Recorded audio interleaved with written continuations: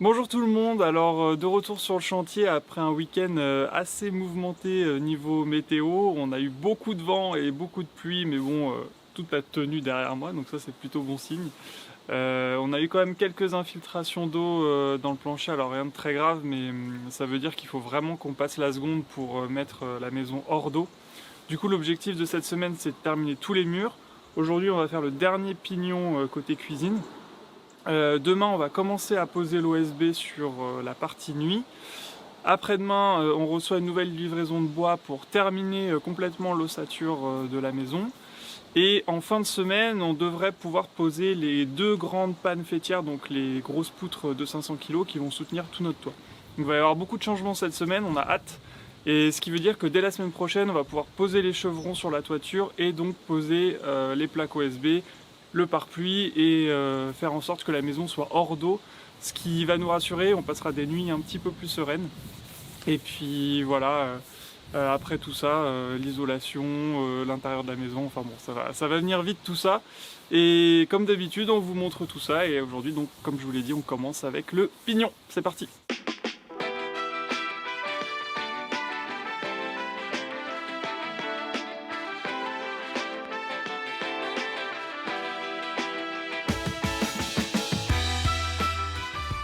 Les 118, on devrait pouvoir les récupérer dans certaines, Bah dans toutes celles-là, là. même 376 40, oui, oui. Ah, ok. Et ben on va faire... Là, on Bah, va les faire, 266,9, il y en a deux. Ouais. Celle-là, ça rentre dans une. donc on fait la 1 et la 12. Bon, on vous explique comment on fait nos coupes parce que je sais qu'il y en a beaucoup qui ont posé la question à propos de nos plans. Donc comme on vous l'avait expliqué dans une vidéo précédente, on a fait tous nos plans en 3D sur SketchUp. Et du coup c'est assez simple après de reporter les différentes mesures. Donc là ce qu'on a fait avec Maxine, c'est que moi je lui ai donné les mesures et elle a noté tout ça sur la poutre. Donc comme ça on sait qu'on a 28 coupes à faire. Avec des angles différents, avec des mesures différentes. Comme on est sur le pignon là, c'est assez complexe, sur les murs normaux ça va beaucoup plus vite. Mais là voilà, on a des coupes qui sont en biais, d'autres qui sont droites, pour le contour de fenêtre, etc. On a trouvé que c'était le moyen le plus efficace de s'en sortir et puis ça marche plutôt bien jusqu'à présent, donc on va continuer comme ça. Et là donc on va aller chercher du bois. Et on va donc découper notre pignon.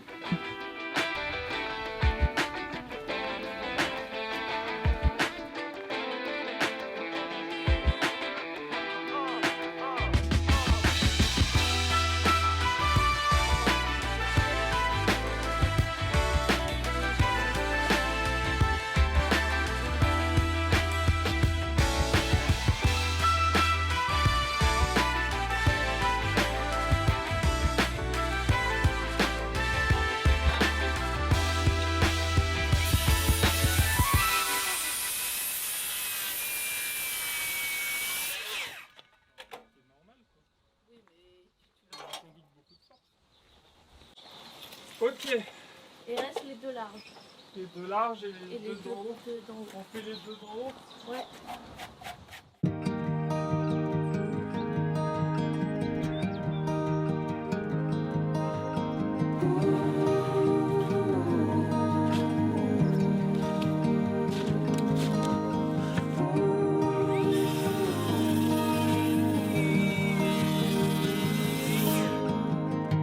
With your hand on your heart, please tell me which way to go. 'Cause I sure don't know. One piece in hand is a start, but it's a mighty puzzle to lay. No. Bon voilà, on en a fini avec les découpes de notre pignon. On a un petit peu galéré parce que notre scie circulaire fatigue un peu. Je pense que la construction du garage plus de la maison, c'était beaucoup pour elle. Il va falloir qu'on change la lame. Bon, en tout cas, on a réussi à venir à bout, même si on a fini quelques découpes à la scie à main. Maintenant, il ne nous reste plus qu'à monter tout ça pour dresser le dernier pignon de la maison, en espérant qu'on ne se prenne pas un orage sur la tête. So I take my love and hide it away.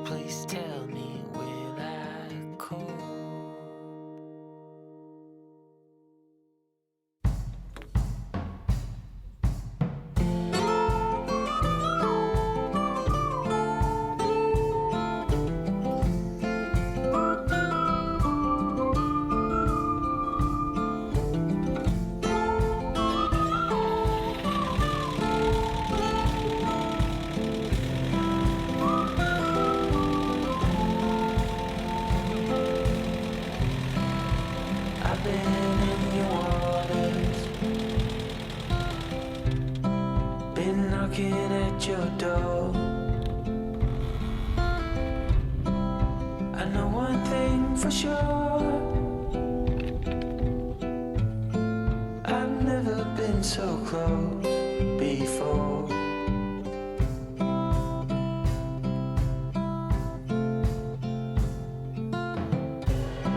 It's one way or the other, no way in between. I ain't getting any younger, you will stay forever a dream.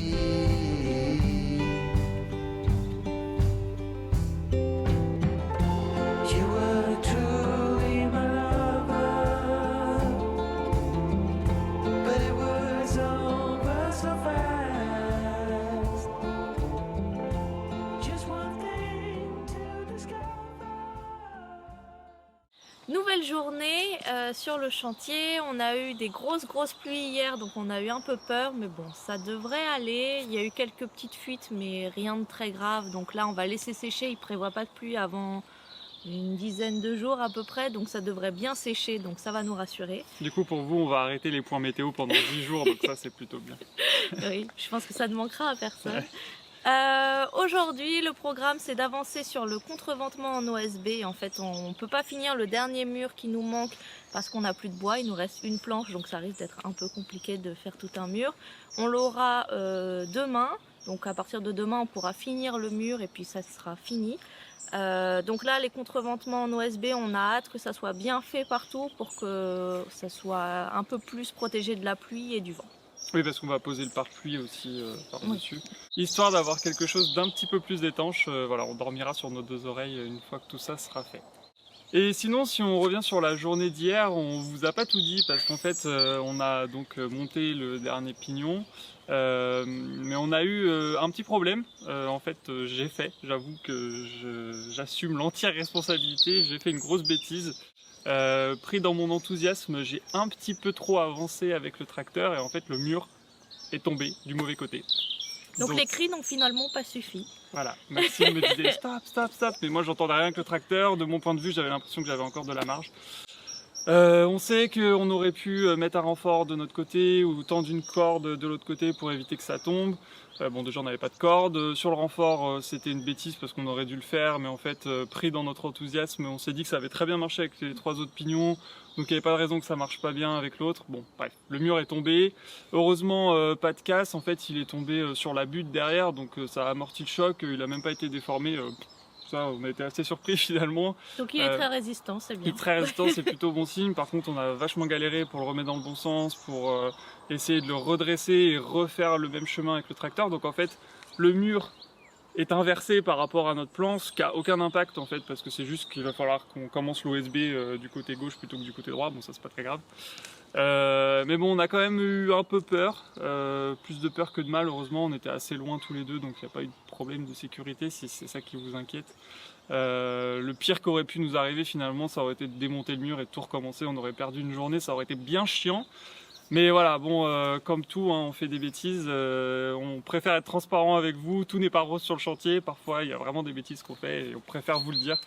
Mais au moins pour la prochaine fois, je pense qu'on est vacciné et on fera beaucoup plus attention, on sera plus prudent, même si c'est pas demain qu'on remonte un autre pignon. Voilà, donc en fait c'est un excès de confiance, hein, vu que les trois autres se sont super bien passés. Je pense que Maxime se disait bon, elle me dit stop, mais bon, il y a encore de la elle marge. me disait toujours stop un peu trop en avance, le mur était parce encore que je comme le ça. connais. Bon, voilà, donc c'est pas grave. Au moins, ça nous remet un peu les pieds sur terre et on se rend compte que on peut faire des erreurs et qu'il faut jamais baisser en vigilance. Donc c'est bien, ça nous fait une piqûre de rappel. Hein. Pourtant, vous avez été nombreux à nous dire faut faire attention, tout ça. Voilà, c'est vrai qu'entre ce qu'on nous dit de faire et ce qu'on fait, des fois il y a un monde et puis en fait on veut aller parfois je pense un peu trop vite ou... Ouais, je pense qu'on avait hâte d'en finir en fait. Ouais. En plus, bon, je reparle de la pluie, mais on s'est pris un énorme orage hier après-midi, donc on voulait vite finir avant d'avoir cet orage. Enfin bon bref, il y a eu plein de facteurs qui ont fait que ça s'est passé comme ça. Plus de peur que de mal finalement, tout se passe bien, notre mur est debout, il n'y a pas eu de casse, il n'y a pas eu de mal.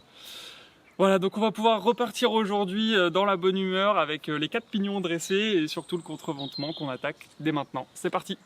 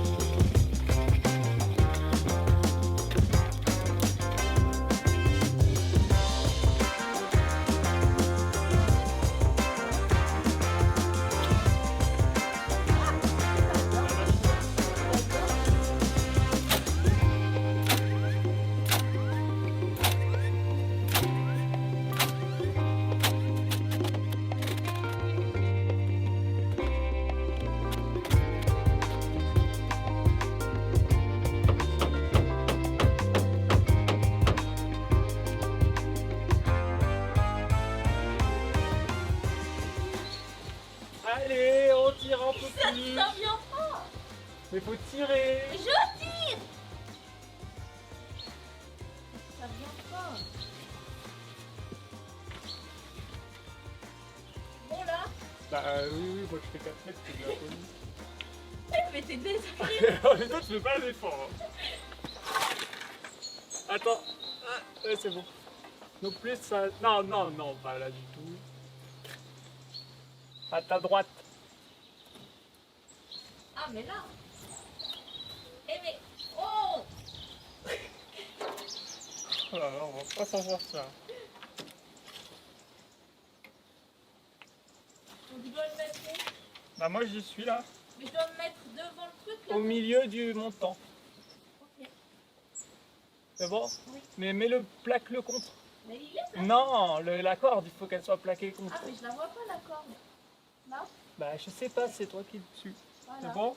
Oui. Oh là là, un trait. Ça a Ok, marché. le second. Ça a marché. Oui. Je dois rembobiner. Non.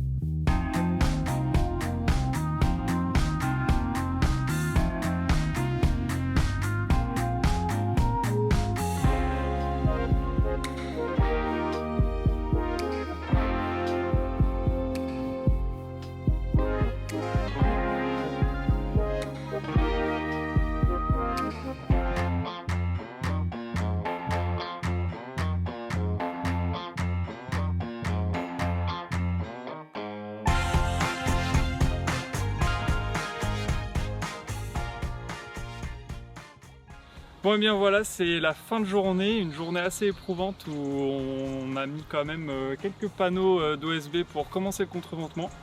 On a démarré très lentement, il fallait qu'on trouve notre rythme et puis finalement après ça allait un peu plus vite. On a mis des petits clous en bas sur la lisse basse pour bien bloquer, le temps de monter, de mettre ça tout droit, de vérifier avec le niveau, de visser et puis après de repasser avec le cloueur pour mettre tout ce qu'il faut comme clou pour que ça tienne bien dans le temps, donc ça c'est plutôt pas mal.